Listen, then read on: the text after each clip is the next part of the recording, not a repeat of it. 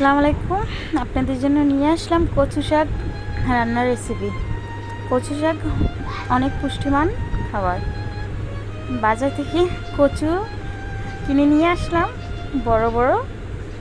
এগুলা শাকগুলা ভাজি করব।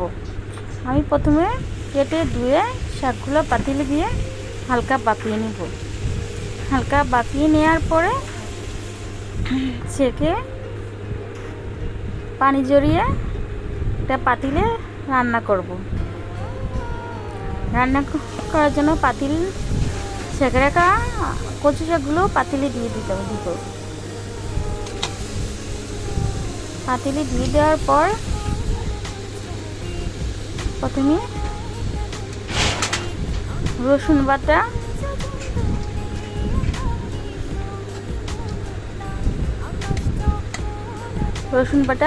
দিয়ে দিচ্ছি।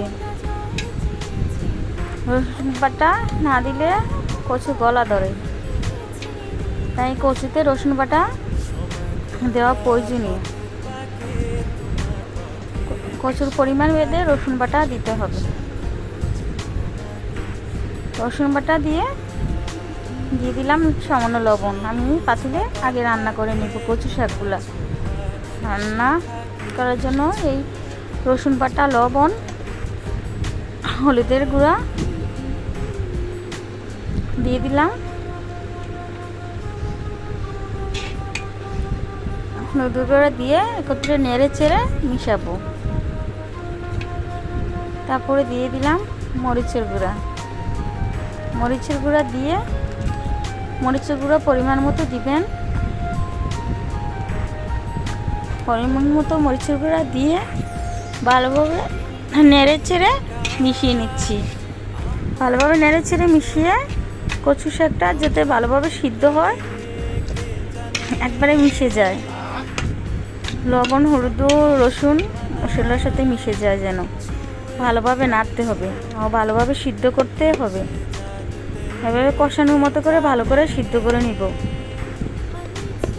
ভালোভাবে নেড়ে চেড়ে কষিয়ে মিশিয়ে নিতেছি। এভাবে নাড়তে হবে ভালোভাবে। আমি নেড়ে চেড়ে কচু শাকটাকে ভেঙে মিশিয়ে দিচ্ছি। যত নেড়ে চেড়ে মিশাবো ততই কচু শাকটা খেতে স্বাদের হবে, ভালো হবে। আমি আবারও কিছুক্ষণ রান্না করার পরে আবারও নেড়ে দিচ্ছি কচু শাকগুলা।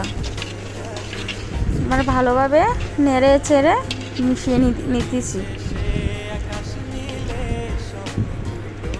সবগুলা, যাতে একেবারে মিশে যায়।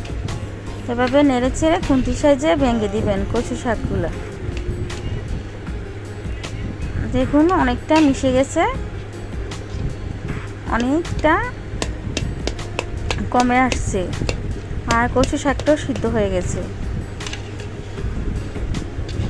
এবার আমি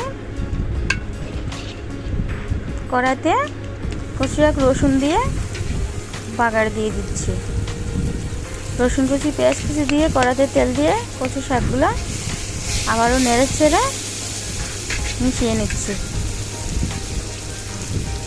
সবগুলো কচু শাক দিয়ে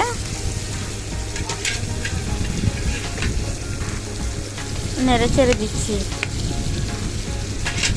এবার আমি কচু শাকে দিয়ে দিব সামান্য পরিমাণ মশলা দিয়ে ভালোভাবে আমি প্যাকেটের মশলা দিয়ে দিচ্ছি। কচু শাকে দিয়ে ভালোভাবে নেড়ে চেড়ে উল্টিয়ে পাল্টিয়ে নিব।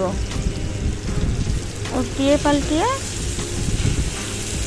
নেওয়ার পরে হয়ে যাবে আমার কচু শাক রান্না।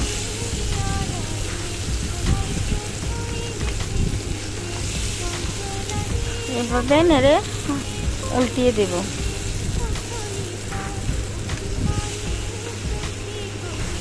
এভাবে নেড়ে ছেড়ে মিশিয়ে যাচ্ছে মশলা আর কচু শাকের মাঝে। খুব সুন্দর একটা ফ্লেভার আসতেছে, খেতেও খুব মজা হবে।